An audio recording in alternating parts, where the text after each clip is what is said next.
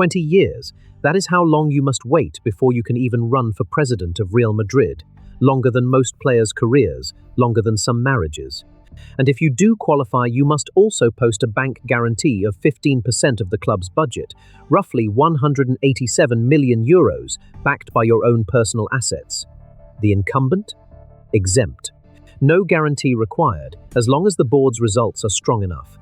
These clubs are not for sale. No sovereign wealth fund, no oligarch, no private equity firm can buy Real Madrid, Barcelona, Athletic Bilbao, or Osasuna.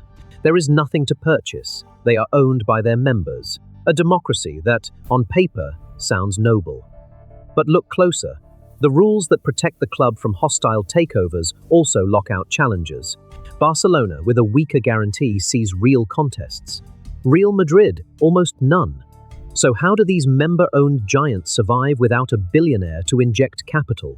And why does the democracy feel so closed? The answer is not what you expect.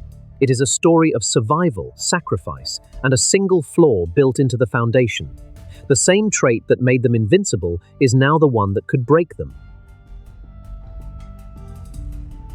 You walk into the Santiago Bernabeu, 90,000 seats, 22 European Cups. But you can't buy a single share. Real Madrid, Barcelona, Athletic Bilbao, and Osasuna are owned by their members, not shareholders, not billionaires, not sovereign wealth funds. There is nothing to purchase. Therefore, no oligarch can walk in and take control.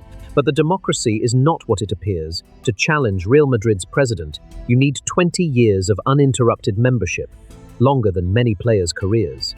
Then you must post a bank guarantee of 15% of the budget, roughly 187 million euros, backed by your own personal assets. The incumbent, exempt from posting it when the board's results are strong enough. So the throne is fortified. Barcelona's guarantee is only a promise payable if you win. Therefore, Barcelona has real contests. Members vote, presidents fall.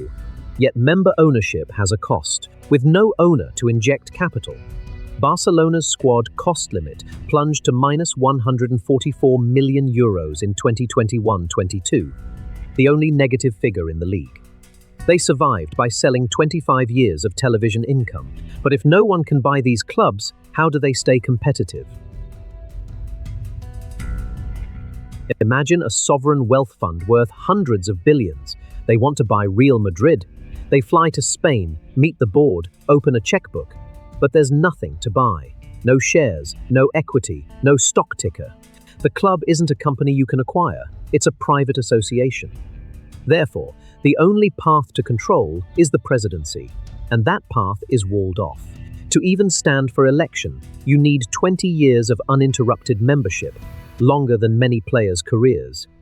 Then you must post a bank guarantee of 15% of the budget, backed by your own personal assets. The incumbent, however, is exempt when the board's results are strong. So the system locks in power. Barcelona's rules are looser. Their guarantee is just a promise payable if you win. That's why Barcelona sees real contests, while Real Madrid's presidency feels inherited. But member ownership has a brutal cost.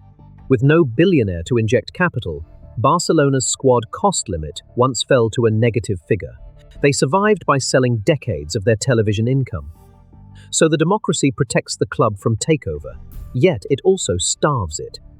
If democracy rules, why don't fans have real power? Subscribe to uncover the hidden rules of global business.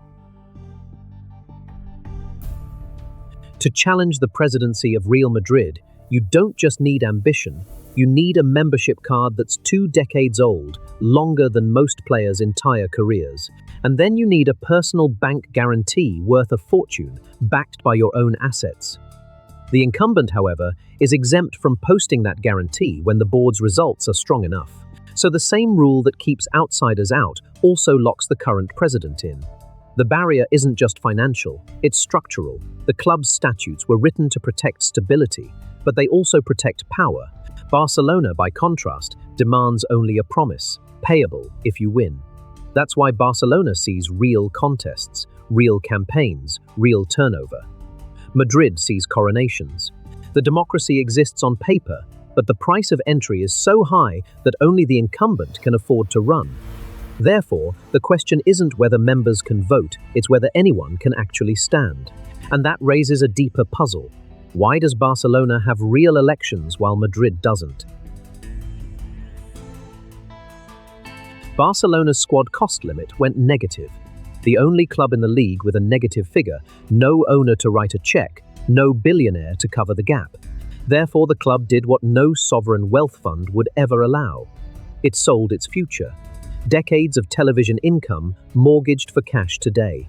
The board called it a lifeline. Critics called it a fire sale. But the members had no choice. Without an owner, there is no one to inject capital when the market turns. So Barcelona survives by cannibalizing its own revenue stream.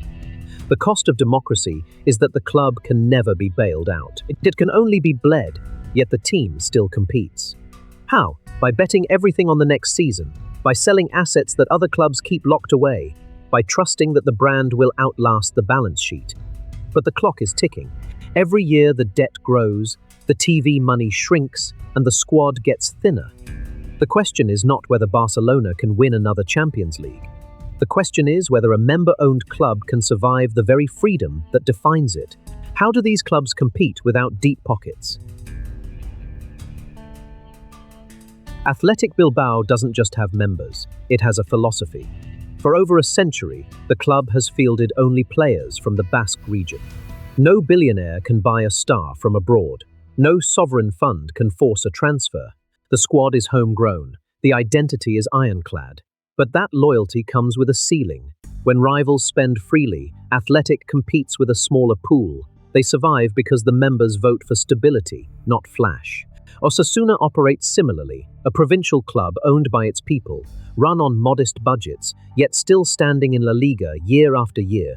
But the model has a flaw. Without an owner to inject cash, a bad season can spiral. No sugar daddy to cover a wage bill, no private equity to restructure debt.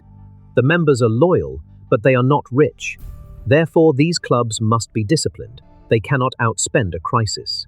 They cannot gamble on a superstar and hope it pays off. Yet they endure.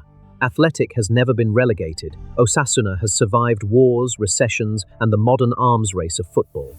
The question is not whether the model works, it's whether it can survive the next decade. As money floods the sport, member-owned clubs look like a fortress. But fortresses can become prisons. Is this the future of football or a relic of the past? Fan ownership is rare. In most leagues, clubs are assets to be bought and sold. But a quiet movement is trying to change that.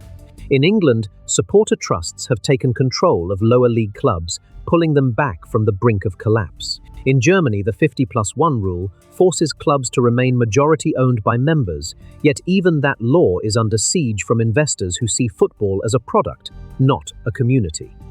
The Spanish model offers a blueprint, but it also reveals a hard truth.